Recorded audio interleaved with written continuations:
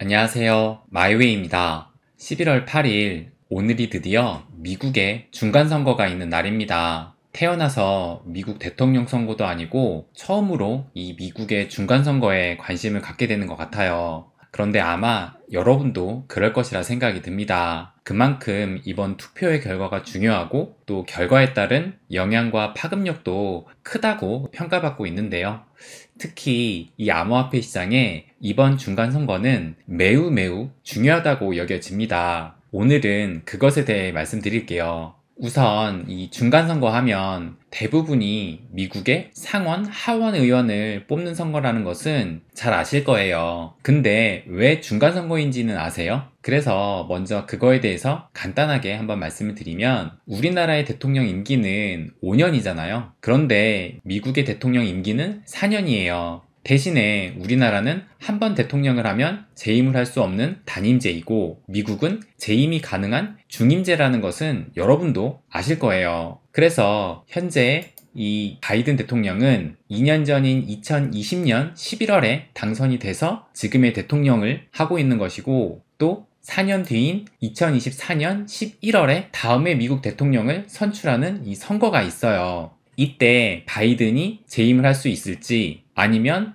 11월 8일 오늘 밤 이 트럼프가 2024년 차기 대선 출마 여부를 논의한다고 하는데 만약 이 트럼프가 나온다면 트럼프가 다시 한번 대통령이 될지 이 2024년에 결정이 나게 됩니다. 그런데 이 중간선거라는 것은 이 대통령 선거가 있는 2024년과 2020년 딱 중간인 현재 2022년에 치러지는 것처럼 여기 보시는 것처럼 미국 대통령 4년이라는 임기 중간에 상원, 하원 의원을 선출한다고 해서 이 중간 선거라는 명칭이 붙었다고 해요. 그런데 역사적으로 볼 때 중간 선거의 결과는 여당의 의석수가 줄어들었던 것이 일반적이라고 합니다. 이 민주당, 공화당의 구분 없이 대통령의 집권당인 여당이 승리했던 경우가 이렇게 매우 드물었다고 하는데 실제로 1900년대 들어서 100년이 넘는 기간 동안 중간선거에서 집권 여당이 승리했던 경우가 루즈벨트 행정부와 또 빌 클린턴 행정부, 조시 부시 행정부 이렇게 단 3차례밖에 없었다고 해요. 그리고 이번에 중간선거는 또 2년 뒤에 치러질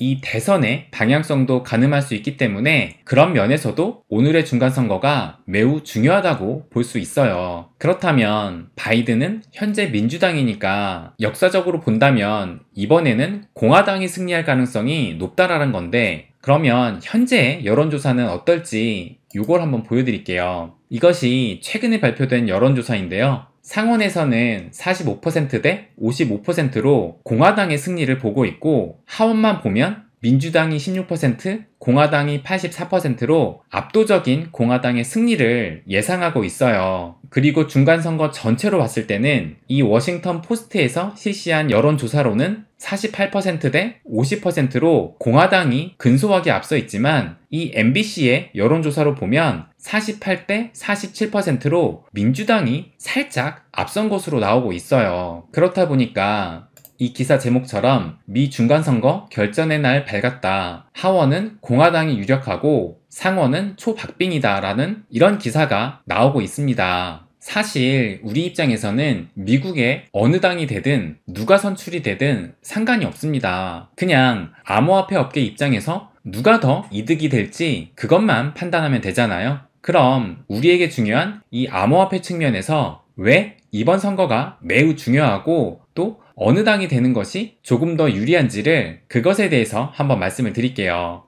이 기사를 보면 2022년 10월 15일이니까 얼마 전의 기사예요. 미 상원의원 암호화폐 규제 법안 일부 이르면 6개월 내 통과, CFTC 규제 권한 부여 등이 포함됐다라고 기사가 나왔는데 좀 더 자세히 보면 신시아 루미스 미국 상원의원이 미국 암호화폐 규제 법안의 일부가 이르면 6개월 내 통과될 것이라고 말하면서 이 법안에는 미국 상품선물거래위원회 CFTC가 상품으로 간주하는 암호화폐에 대한 규제 권한을 갖게 되는 내용이 주가 될 것이다 라고 이 신시아 루미스 상원의원이 말을 했다고 해요. 그러니까 우리가 그토록 기다리고 있는 이 암호화폐 규제 법안이 지금의 상원, 하원 의원이 아니라 새롭게 바뀌는 양 의원들에 의해서 만들어진다는 겁니다. 그런데 상원의원 같은 경우는 이번에 3분의 1만 교체가 되고 하원의원은 전부 다 새로 선출하게 돼요. 그러면 이렇게 말한 이 신시아 루미스 의원은 어느 당 소속일까요?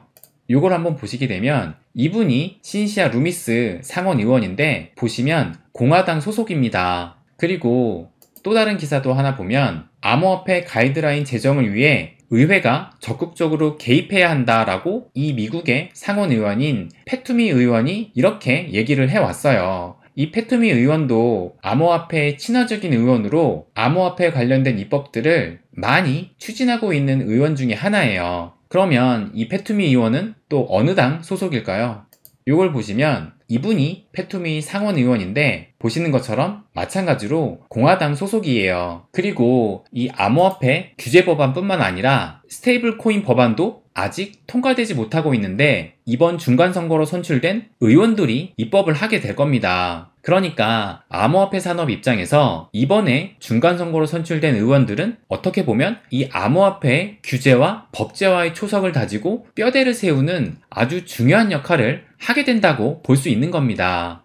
그러면 이 기사도 한번 볼게요. 기사 제목이 암호화폐 업계 미 중간선거 후원금 7,300만 달러 지출 2020년 대비해서 5배 많다라고 기사가 나왔는데 좀 자세히 보면 암호화폐 업계는 지난 2020년 선거에서는 1,300만 달러를 지출했는데 이번 중간선거에서는 훨씬 더 많은 자금을 쏟아부었다. 이는 방위산업과 자동차 산업의 정치 후원금보다도 많은 수준이다. 그 중에 FTX가 상위 정치 후원금 기부자 중 3위라고 하는데 근데 아마 이렇게 로비를 하는 과정에서 바이낸스에 대한 뒷담화를 한 것이 이 좌우창펑 귀에 들어가니까 지난 주말과 같은 그런 FTX 사태가 벌어진 것으로 지금 보입니다.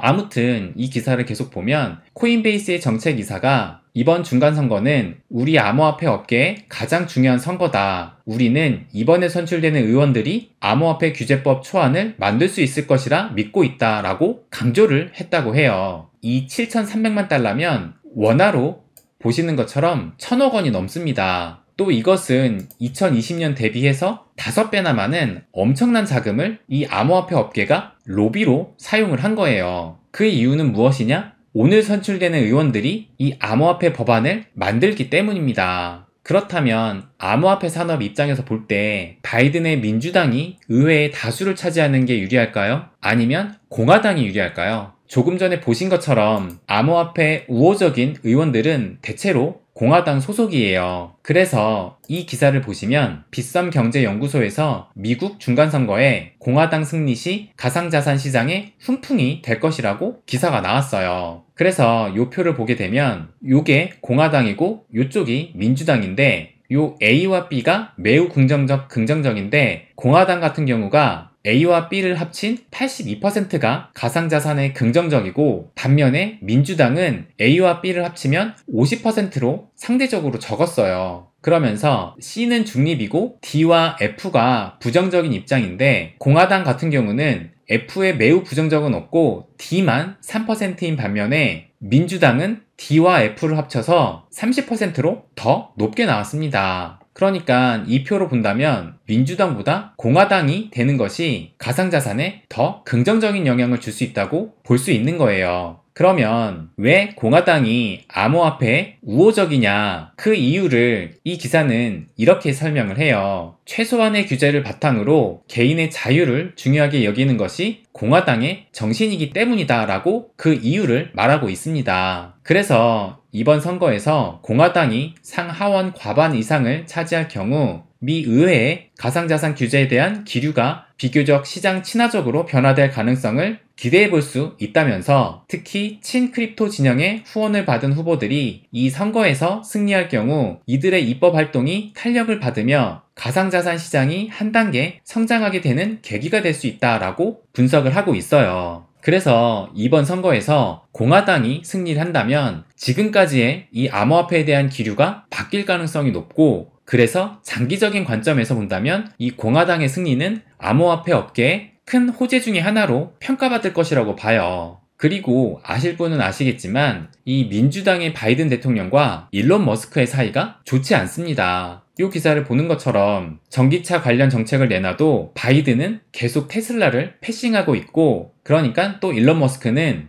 이 기사를 보시는 것처럼 스페이스X로 우주비행을 성공시킨 일론 머스크가 바이든 대통령은 잠만 자나 하고 이렇게 조롱 섞인 말을 하기도 해요. 우리나라의 삼성전자 이재용 회장이 윤석열 대통령한테 공개적으로 잠만 자냐 했다고 상상해보세요. 정말 우리나라에서는 말도 안 되는 일이 미국에서는 가능하고 실제 벌어지고 있어요. 그런데 이 11월 5일 얼마 전에 바이든이 이 선거 유세를 하면서 머스크가 거짓말 뿜어내는 트위터를 사들였다라고 비판의 말을 했다고 합니다. 그렇다고 가만히 있을 일론 머스크가 또 아니잖아요. 그래서 이 기사를 보면 트위터를 가진 일론 머스크, 미국 중간선거 전날에 공화당에 투표하라 라고 이렇게 또 한 방을 먹이는 트윗을 올렸다고 해요. 또 이 일론 머스크는 팬덤을 형성하고 있는 인물이기도 하고 그에 따른 영향력도 매우 큰 사람 중에 하나이기 때문에 이 머스크의 말 한마디가 꽤 파급력도 클 거라고 생각도 듭니다. 결국 오늘 우리나라 저녁 시간 이후로 미국에서는 중간선거가 치러지게 돼요. 과연 누가 승리하게 될까요? 개인적인 바람으로는 기왕이면 이 암호화폐 업계를 인정하고 또 지지하고 발전시킬 수 있는 의원들이 선출되었으면 합니다. 네, 그럼 오늘은 여기까지입니다. 항상 제 이야기 끝까지 들어주셔서 감사드립니다. 부자가 되는 길, 마이 웨이.